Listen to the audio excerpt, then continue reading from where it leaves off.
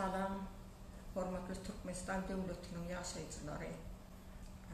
Bizim gülle ösken yurtumuz var. Şu yurtta erkin zahmet çekiyoruz, yaşayarız. Uruş dava cencel yok. Ama kaybar yaramaz adamlar bizim bu Avdariye yurdumuza töhmet atmak için internetlere her hilin WhatsApp atıcı özlerinin çıkışlarını koyarlar. Biz onu adamların özlerinin anayın maksatıyla etkenlerine düşünmemiz yok. Böyle adamlara bizim vatanımızda orun yoktur. Sizin hem hiçinizin şeyle fikirdeki adamlara inanmadığınızı, onları yazgarmanıza çağırıyoruz.